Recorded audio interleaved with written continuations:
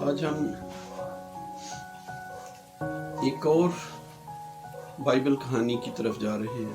وہ اسرائیل کے ایک بادشاہ جو سامریہ پر 7واں بادشاہ تھا، اور اخیاب کی وفات کے بعد جس نے اسرائیل پر صرف 2 برس سلطنت کی۔ اس کی کہانی کو ہم بانٹنے اور شیئر کرنے کا مقصد کیا ہے؟ ہم میں سے بہت سے لوگ جو آج بھی خدا سے اپنی مشکل میں مدد کی درخواست یعنی دعا کرنے کی بجائے دوسرے لوگوں جنہیں ہم بابے یا سیانے کہتے ہیں کے پاس اپنے ہلاک اور فالگیری کے لیے جاتے ہیں۔ خدا کس طرح ان کے ساتھ سلوک کرتا ہے اور اپنے لوگوں سے ناراضگی کا اظہار کرتا ہے۔ خدا جو خالق اور قادر ہے، جو ہماری پیدائش کے پہلے سے خالق اور زندگی کے اختتام کے بعد بھی قادر خدا رہے گا کی طرف ہاتھ اٹھانے اور مدد مانگنے کی بجائے دوسرے معبودوں کی طرف رجوع ہوتے ہیں۔ معبودوں کا مطلب صرف بت نہیں، بلکہ وہ فالگیر جن سے ہم ماضی، حال اور مستقبل کے بارے میں جاننے کے لیے جاتے ہیں، جن کو لوگ سیانے یا بابے کہتے ہیں، رجوع کرتے ہیں۔ ہمارا خدا ان سے نفرت کرتا ہے اور وہ چاہتا ہے کہ اس کے لوگ اس سے دعا کریں۔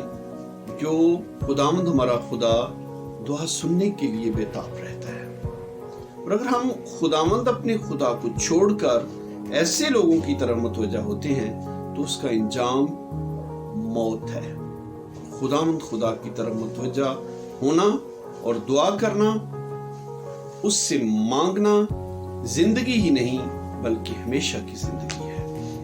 آئے ہم آج کی اس کہانی کی جانب بڑھتے ہیں اور خدا کے کلام کو سیکھتے ہیں۔ جو آج کا کلام ہے وہ 2 سلاطین 1 باب اس کی 2 آیت سے 17 آیت تک ہم خدا کے کلام میں سے سیکھیں گے۔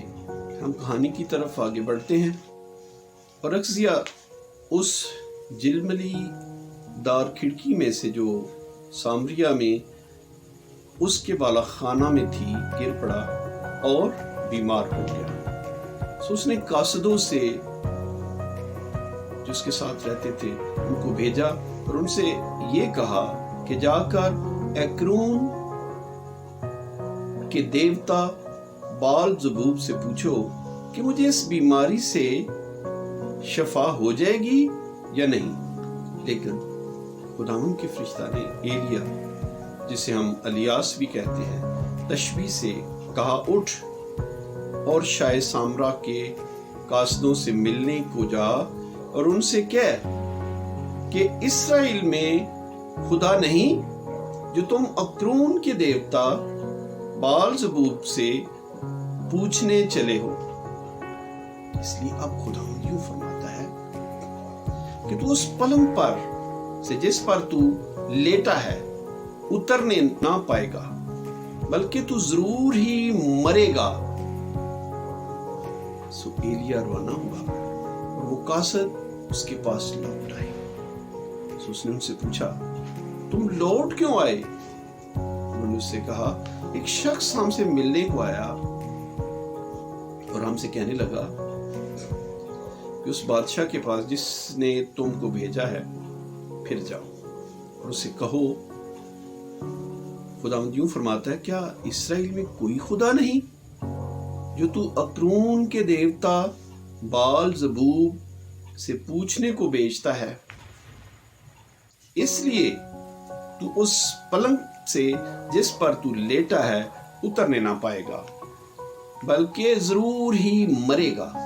اس نے ان سے کہا کہ اس شخص کی کیسی شکل تھی جو تم سے ملنے کو آیا اور تم سے یہ باتیں کہیں؟ انہوں نے اس سے جواب دیا کہ وہ بہت بالوں والا آدمی تھا اور چمڑے کا کمر بند اپنی کمر پر کسے ہوئے تھا۔ اب اس نے کہا یہ تو ایلیا تشبیہ ہے۔ تو آگے ہم دیکھتے ہیں کہ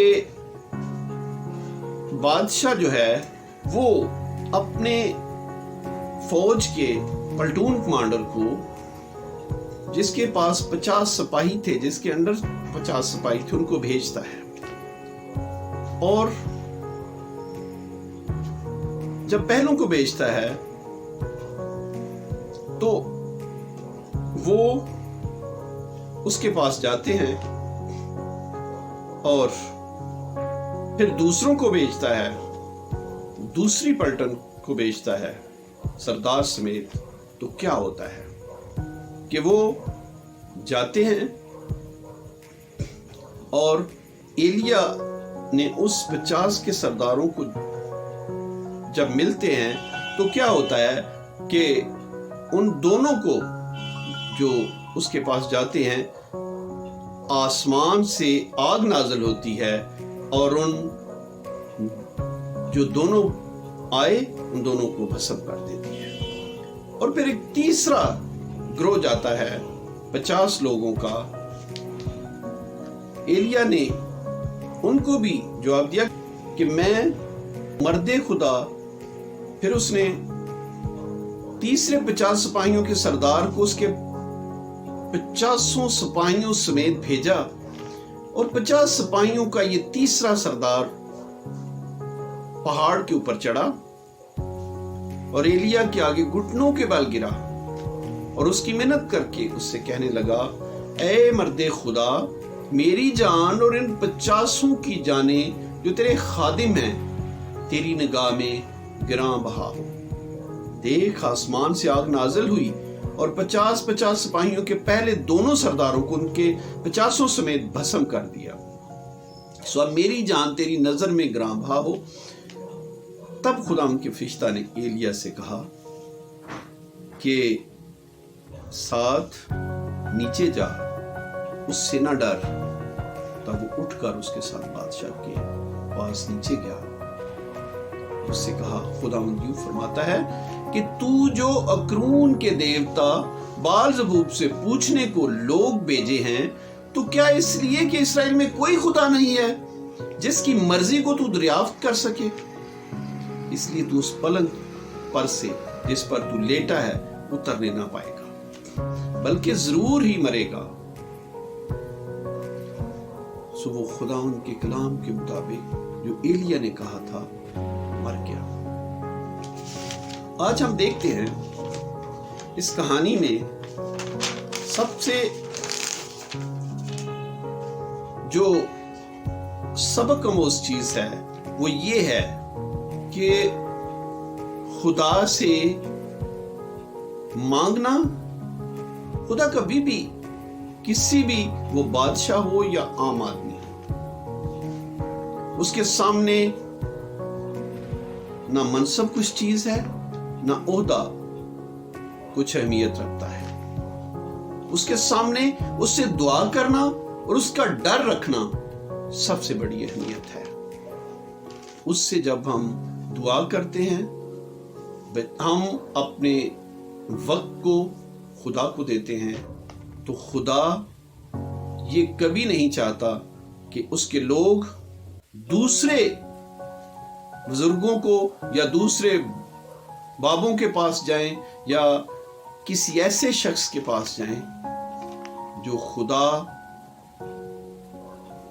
نہیں ہے۔ انہیں معبود بھی کہا جاتا ہے۔ آئے ہم اس کے لیے دعا کرتے ہیں کہ خدا ہمیں آج کے اس کلام کو جاننے اور سمجھنے کے وسیلہ سے ہمیں برکت دے۔ ہم آج دعا کرتے ہیں، آئے ہم اس کلام کے لیے دعا کرتے ہیں۔ خدا آج کا جو کلام ہم نے تیرے لوگوں کے ساتھ شیئر کیا ہے، پھر خدا ہم کمزور ہیں، لیکن تیرا فضل بہت بڑا ہے۔ ہم بھٹک جاتے ہیں، لیکن تو راستہ دکھاتا ہے۔ ہم بھول جاتے ہیں، لیکن تو اپنے کلام کو ہمیشہ ہمیں یاد دلاتا ہے۔ تیرا شکر کرتے ہیں۔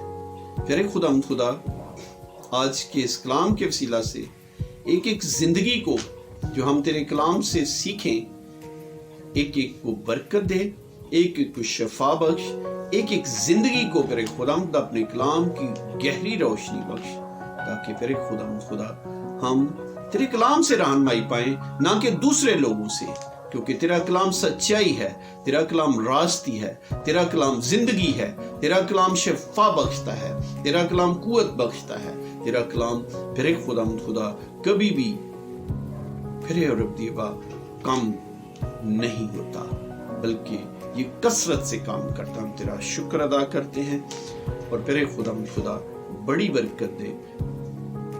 خدا ان کا فضل اور سلامتی ہم سب کے ساتھ ہمیشہ رہے۔